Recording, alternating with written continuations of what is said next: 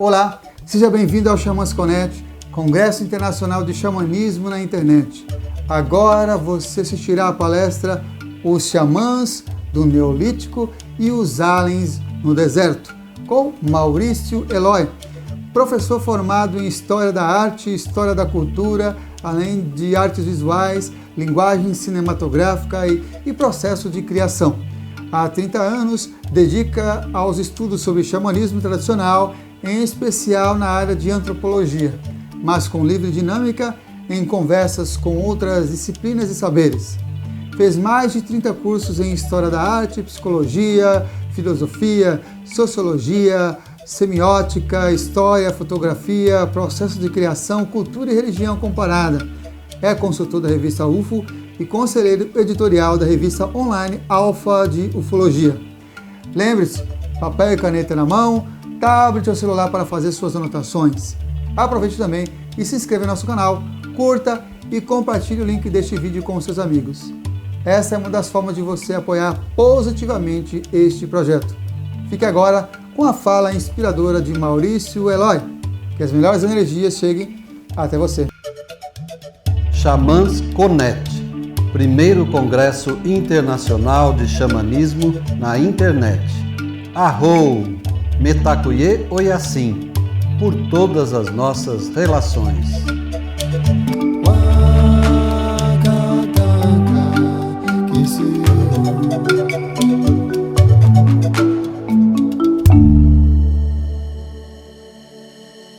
Bom, meu nome é Maurício Eloy, sou professor de História da Arte e História da Cultura.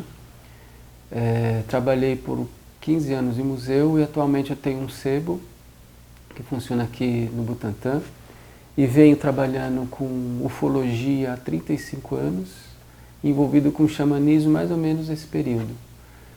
O xamanismo para mim é uma linguagem, uma das linguagens mais antigas desenvolvida pela cultura humana, e essa linguagem ela nos propicia acesso a realidades que no nosso cotidiano a gente não tem essa facilidade.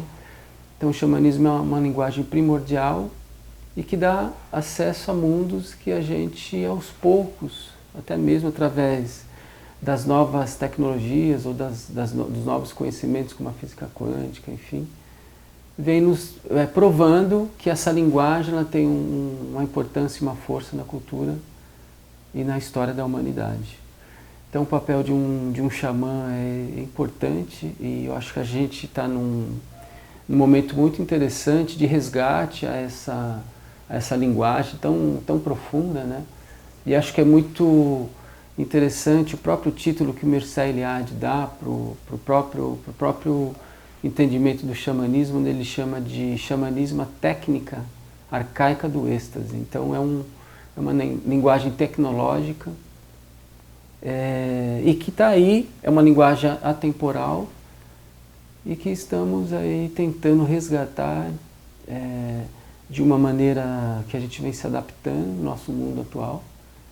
E eu vejo que o xamanismo sempre vai ter força, porque ele faz parte da essência humana. Hoje eu vou falar sobre um estudo que eu venho fazendo já há um bom tempo. Eu venho estudando algumas representações de pintura, que na realidade a gente chama de grafismo, e essas pinturas elas pegam o período aproximadamente do Neolítico para o final do Neolítico. E eu me concentrei muito no deserto de Tassili, na Argélia, e ali no deserto de Tassili existia uma cultura que a gente não consegue datar precisamente o tempo dela, mas ela pode ter de 10.000 a 6.000 anos de idade, chamada de Cabeças Redondas.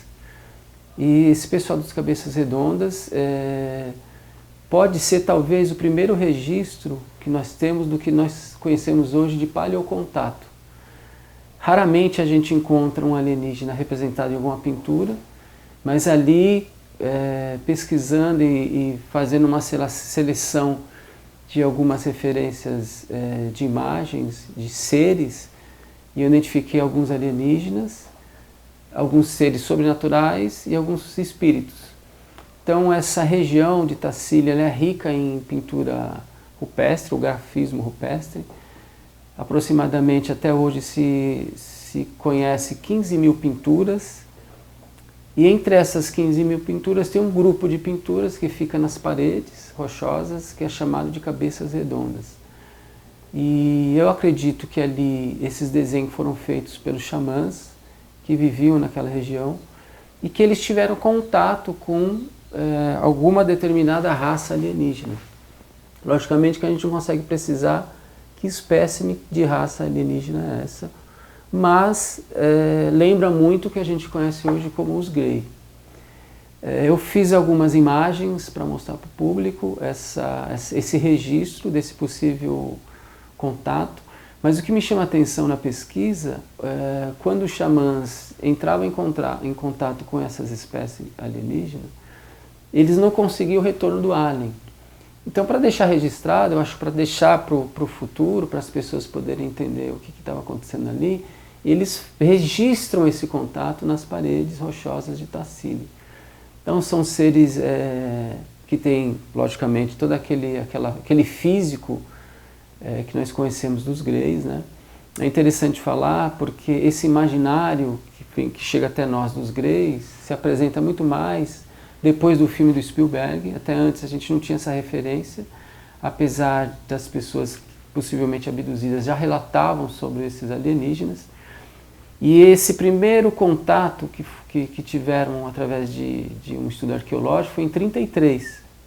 Já em 1933, o Henri Lott, um arqueólogo da Academia Francesa, identifica pinturas onde ele mesmo denomina de seres alienígenas. Então, ao meu ver, eu entendo que o paleocontato se inicia ali. Então, a minha palestra, esse estudo que eu vou apresentar para vocês, ele vai por esse caminho.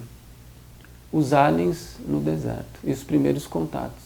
Então, eu estou aqui para apresentar um pouquinho da pesquisa que eu venho fazendo há uns mais ou menos 25 anos. E hoje eu vou falar sobre um tema super interessante, que é os xamãs no Neolítico e os aliens no deserto. Eu vou passar para vocês alguma imagem e eu vou estar falando muito sobre uma região na África que é chamada de Tassili. Alguns pesquisadores já foram lá, inclusive o JJ Benítez esteve lá e fez uma pesquisa super interessante. Só que ele se concentrou numa ala das pinturas de Tassili e eu estou concentrando em uma outra região, que são os cabeças redondas. Cabeças redondas foi uma cultura que existiu na África, hoje ela não existe mais, existe só apenas vestígios de algumas lendas ou falas sobre esses cabeças redondas. Os cabeças redondas é uma cultura que tinha um envolvimento muito forte com o ritual de xamanismo, tanto que eles vão fazer representações de pinturas nas paredes, onde eles vão registrar várias figuras. Entre essas figuras, nós vamos ter ali uma representação alienígena, que eu vou mostrar daqui a pouco para vocês. A minha base de pesquisa ela tem alguns antropólogos. Um deles é o Paul Delvaux, que escreve um livro sobre as linhas leis, e os menires, que foge um pouco da pintura, mas ela tem um envolvimento com o xamanismo. Então, o Paul Delvaux é um pesquisador importante para a gente entender essa composição de desenho que é feito no solo dos continentes. Praticamente todos os continentes têm essas representações e essas figuras são vistas sempre de cima. Agora, por quê que essas figuras são vistas de cima? Provavelmente, através dessa pesquisa que eu venho fazendo, ele levanta o seguinte argumento, de que no período neolítico, os xamãs conseguem fazer um contato com os alienígenas através das substâncias psicoativas, principalmente o cogumelo. Nós temos uma representação que depois vocês podem conferir, onde um xamã se transforma em uma abelha, e essa pintura é uma pintura gigantesca que fica numa parede próximo em torno desse deserto que a gente chama de Tassili, na região de Argélia. É uma composição gigantesca, junto a 15 mil pinturas, entre seres de várias categorias, seres sobrenaturais, espíritos. A gente vai encontrar essa entidade ou esse xamã que se transforma em abelha. Esse xamã que se transforma em abelha, ele carrega nas suas mãos vários cogumelos. O que prova isso? Prova que já no período entre 10.000 a 2.000 anos se usava substâncias psicoativas, que eu chamo de plantas psicodélicas, para entrar em transe e assim fazer o trabalho que o xamã tinha que fazer. No caso aqui, eles entravam em contato com mundos paralelos, inclusive com os alienígenas. Eu tenho um slide que eu separei para vocês, onde eu mostro alguns xamãs se transformando em animais ou se comportando como animais para poder serem guiados nessa sua jornada. O que é um animal? Um animal, eu entendo que ele seria um guia, por isso que eu não uso muito a palavra animal de poder, ou um animal guardião.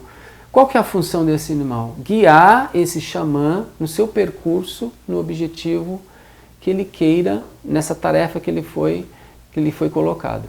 Então o animal é um guia que vai administrar para o xamã a sua tarefa.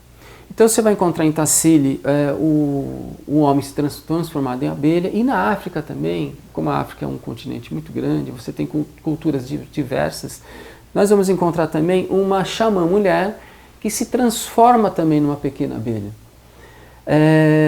Você vai encontrar aqui no Brasil alguns xamãs indígenas que se transformam também em animais, como em onça, por exemplo. Então, o papel do animal guia ou do animal guardião nessa comunicação, vamos falar assim, com os alienígenas é fundamental. Agora, os menires, eles também têm uma relação muito forte nessa composição desses grafismos. Por quê? Os menires são desenhos feitos no solo, ou arenoso, ou mesmo num campo com as pedras, né, que é diferente dos monolitos. Os monolitos são já construções gigantescas, e os menires são construções pequenas, feitas com pedras pequenas, mas com desenhos gigantescos. Existe um autor chamado Andrew Collins, onde ele desenvolveu uma pesquisa super interessante, e que ele aponta que os xamãs, principalmente na África, receberam raios de comunicação de uma constelação chamada Cygnus, Cygnus 3. E esses raios, eles chegaram até nós, e é interessante que tem registros muito antes da Era Neolítica em algumas cavernas. E depois, parece que existe um caminho, né, desses grafismos nas cavernas para depois chegar nos menires. Então, anos depois desses raios chegarem nas cavernas, essa comunicação com essa constelação, que é signo X3, vai ser representado no deserto de novo, nos desertos da África, tanto de Saara como de Tassili. De Tassili através dos desenhos e de Saara através dos menires. Isso que é interessante. Lá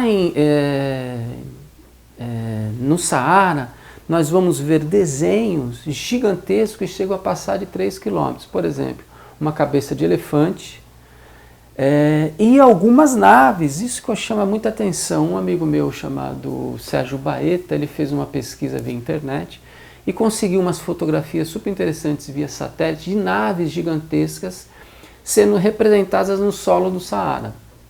Agora, ficou provado que esses desenhos não são naturais, são interferências humanas feitas provavelmente por xamãs.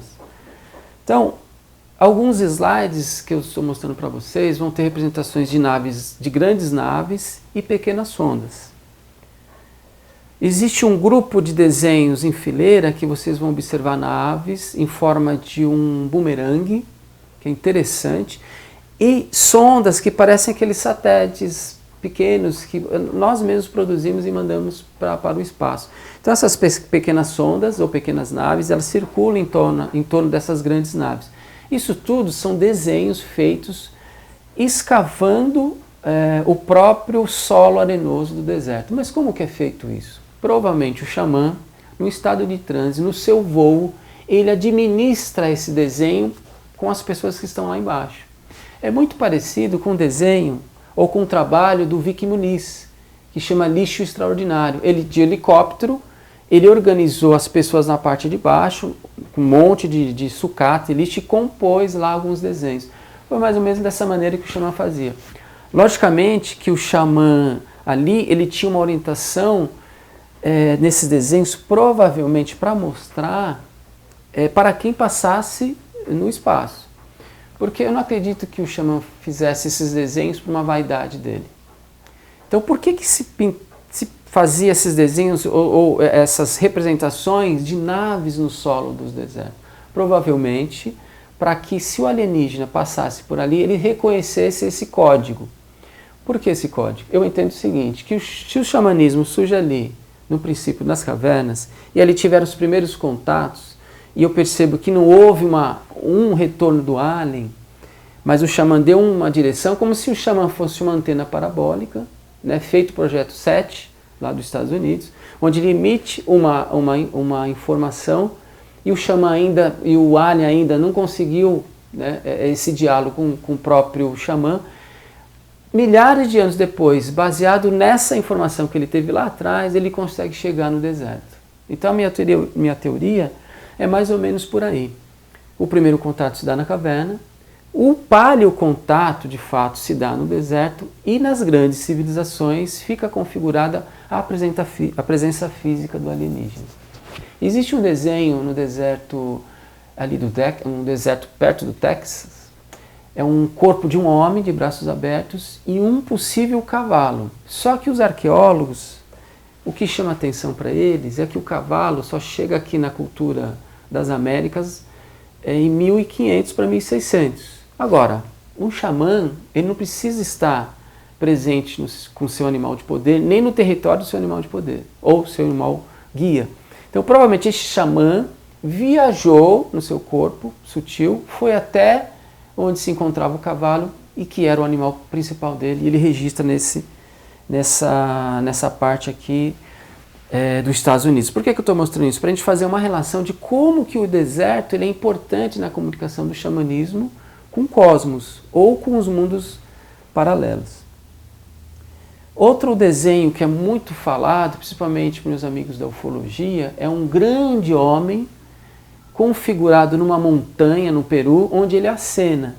Meus amigos defendem que seria uma representação alienígena. Eu já penso um pouco diferente, que é uma representação de um xamã, né, em um estado de transe.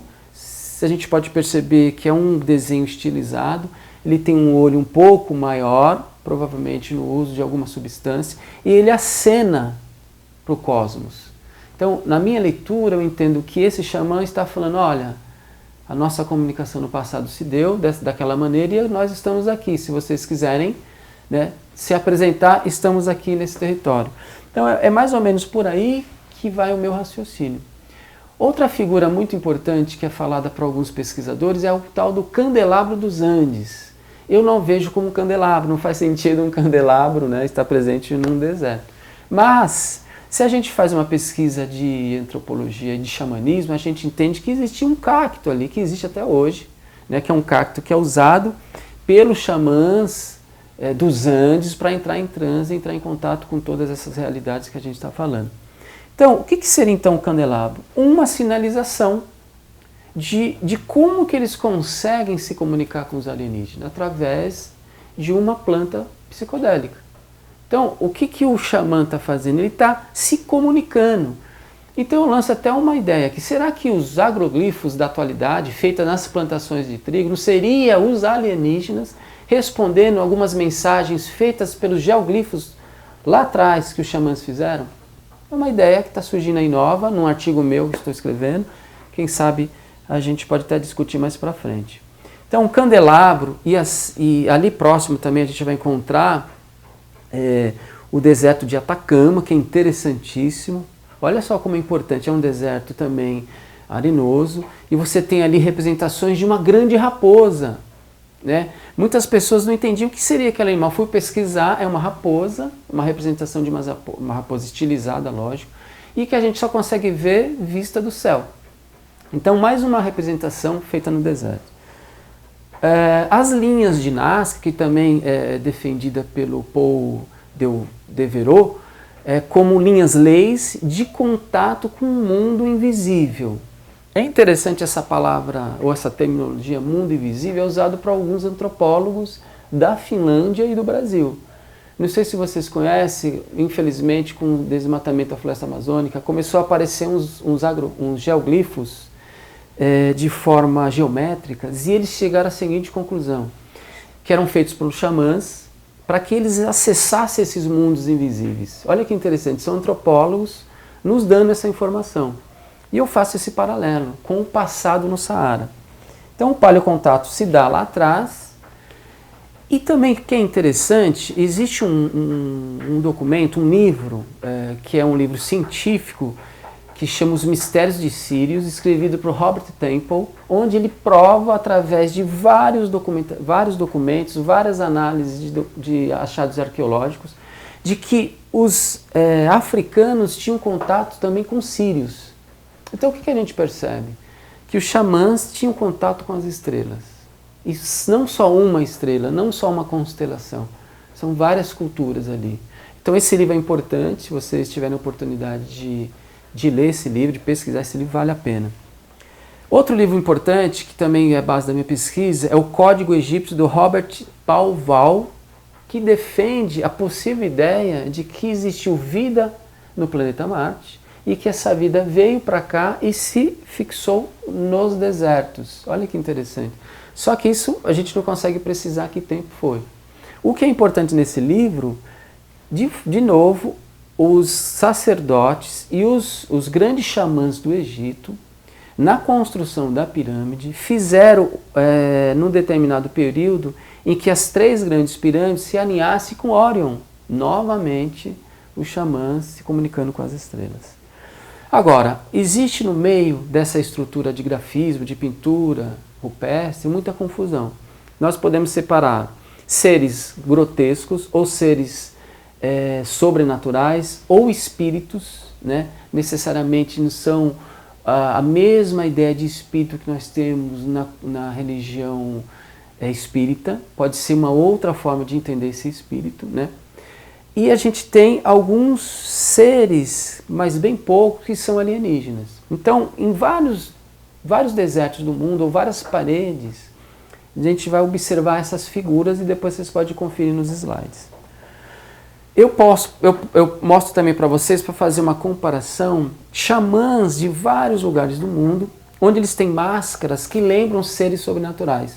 Ou seja, provavelmente o xamã também se transformava nesses seres, nesses espíritos, para se comunicar com eles. Então, assim, para frisar a minha ideia, que é uma tese, é uma teoria, e que ela tem um fundamento em bases arqueológicas e, logicamente, em cultura do xamanismo.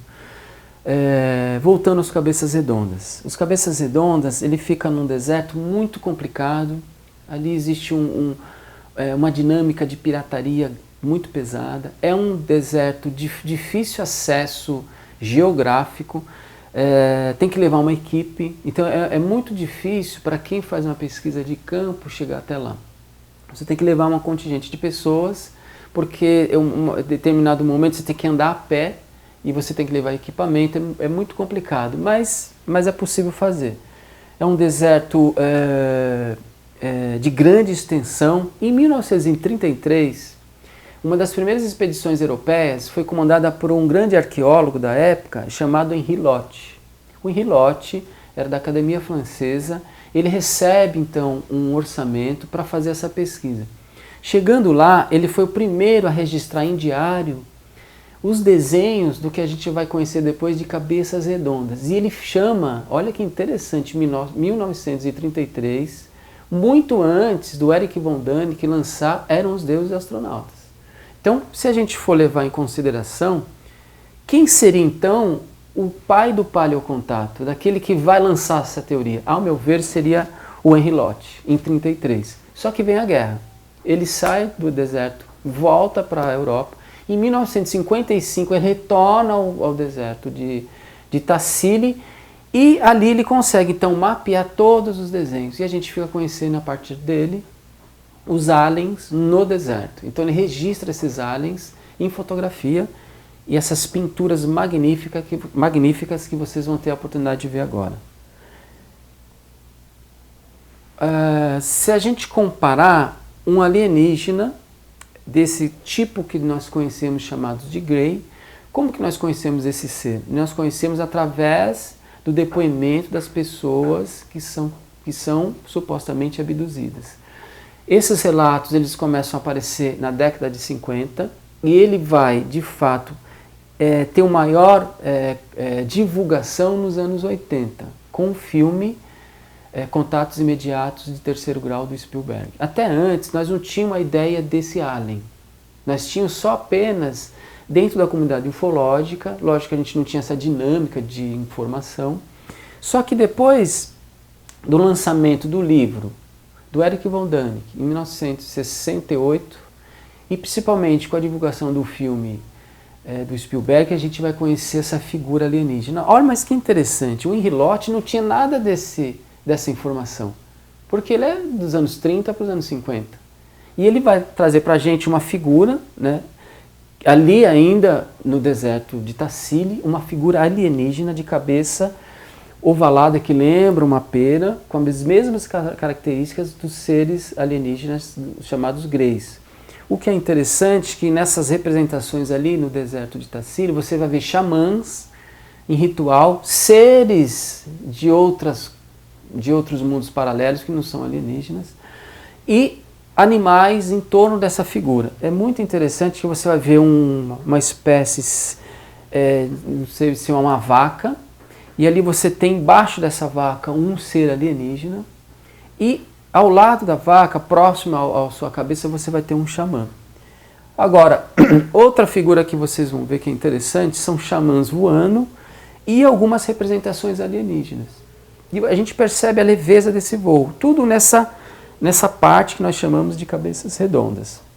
Algumas figuras flutuando e que ela tem em torno da sua cabeça alguns ornamentos que lembram até um tipo de vestimenta que nós não conseguimos identificar direito e que não é muito recorrente naquela cultura, né, daquela cultura indígena africana. O que me chama a atenção, uma dessas representações, uma dessas imagens desenhadas, é bem característica daquela imagem que eu vou mostrar agora para vocês do filme Contatos Imediatos, aqueles seres pequenininhos que vão pegar pela mão aquele homem. Vocês vão recordar dessa imagem, dessa cena. E a gente mostrando isso é muito parecido, é quase que idêntico à figura do alienígena. Um pouco mais adiante, a gente vai ver uma figura de um ser que também tem essa cabeça ovalada ou em forma de pera. E embaixo, olha que interessante, nós vamos ver um inseto que lembra um gafanhoto, provavelmente é um xamã. Agora, o que me chama a atenção, um adendo, que nas abduções, no princípio das abduções, nas primeiras abduções das pessoas, o John Mack, que foi um grande pesquisador, identificou aparecimento de animais. Será que esses animais, guardião dessa pessoa, está tentando proteger essa pessoa abduzida? No caso, ali, ele se apresentando naquele momento, porque nessa imagem que eu mostro para vocês agora, que é um monte, são xamãs dançando, e embaixo você tem um xamã que parece um inseto, e lá logo em cima um alienígena. Outros registros que eu vou mostrar para vocês, só para ilustrar, que é muito raro, é um desenho feito numa parede rochosa nos Estados Unidos, que é interessante, que lembra muito, vocês vão recordar, tem uma pintura famosa ali na caverna de Lascaux, onde você tem um xamã com cabeça de uma ave, um totem de uma ave, um rinoceronte e uma bisão fêmea com a vulva inchada. E você tem uma seta apontando para essa vulva. E nessa representação aqui onde tem esse alienígena, você tem dois xamãs transformados em pássaro, você tem um pássaro gigante, que é o totem, e você tem outros animais. E no canto direito do vídeo, lá em cima um alienígena. O que será que quer dizer isso? Olha que interessante esses registros, né? Eles vão se comunicando.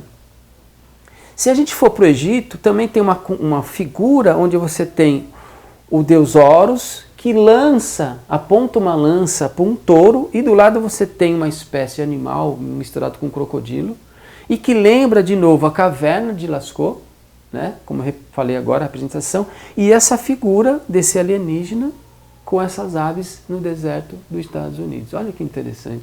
O que quer dizer esses desenhos? Então, o que eu estou mostrando aqui é o xamã, ele não tem a ideia que nós temos de tempo. Então, o tempo para o xamã não existe. Essa dinâmica da cultura xamânica ela é atemporal. Agora, saindo um pouco do território da África e do território dos Estados Unidos, a gente vai para a Índia. Em 2012 foi descoberta uma pintura de um alienígena muito parecido com Grey, muito parecido, e na parte de cima um provável xamã. O arqueólogo que descobriu isso, ele ficou muito não sabendo como lidar com aquilo que ele descobriu, então ele vai tentar chamar alguns especialistas dos Estados Unidos, principalmente da NASA, para tentar identificar se aquela imagem ali seria um alienígena. Eu mostro aqui um slide, na realidade, comparando uma figura de um xamã que fica nessa própria pintura da parede, na parte de cima, e na parte de baixo um alienígena. E eu comparo com essa figura que nós temos baseado nos relatos dos abduzidos. Então olha só que interessante, existe um registro desse movimento dos aliens na cultura humana. Agora, nós não sabemos por quê. Nós não temos essa resposta. Porque os aliens vieram, como que eles se comportaram nas grandes civilizações. Logicamente que nós vamos precisar e conhecer nas grandes crônicas, batalhas cósmicas. De repente estaria um pouco da resposta da ideia da chegada desses aliens e também de algumas relações culturais. Agora, existe uma lâmina também no Egito, onde seres parecidos com seres que a gente acabou de falar, dos cabeças redondas, empurrando uma barca do deus Ra, que é um ritual xamânico onde ele vai para uma outra esfera. Eu perguntei para um amigo meu que é egiptólogo, eu falei, quem são esses seres? Ele falou, olha, na tradução, que ele conhece a escrita egípcia, eles são denominados de seres. Então eu vou colocar até depois para vocês uma imagem ampliada que lembra de fato eles com as mãos para cima empurrando a barca e lembra as figuras de novo do filme do Spielberg e dos Cabeças Redondas. Olha que interessante. Então acho que é isso. Eu quis mostrar um pouquinho para vocês dessa ideia de que o xamã ele é também uma forma de comunicação. O xamanismo é um sistema de linguagem tecnológica, atemporal, e que nós estamos aqui na nossa vida atual tentando de várias maneiras, de várias formas, se adaptar e trazer de volta e na realidade também salvaguardar essa cultura tão importante que é o xamanismo. Eu deixo aqui meu contato para vocês, se alguém tiver interesse em saber mais sobre essa minha pesquisa, eu venho fazendo palestra não só em São Paulo, mas pelo Brasil, e alguns artigos eu venho publicando na revista UFO e eu estou atualmente escrevendo um livro que daqui a pouco eu vou divulgar para vocês. Eu quero agradecer ao grande Samuel, obrigado pelo convite, fico muito feliz de participar nesse evento tão importante para a cultura humana e cósmica. Obrigado. Gostou da palestra? Se você chegou até aqui, provavelmente sim. Sou Samuel Souza de Paula, idealizador do Xamãs Connect, Congresso Internacional de Xamanismo na Internet, e autor do livro Práticas Bioxamânicas, Despertar das Capacidades Interiores. E é uma alegria saber que está prestigiando este evento, onde grandes condutores xamânicos compartilham as melhores práticas para o reconhecimento do seu poder pessoal, manter melhores relacionamentos, desenvolver sua espiritualidade e ampliar sua consciência com dicas, jornadas, segredos e um conteúdo imperdível. Deseja apoiar e se beneficiar ainda mais com esse projeto? Acesse ao site xamansconnect.com.br e informe-se que as melhores energias cheguem até você. Arro Mantaku Yoyasi por todas as nossas relações.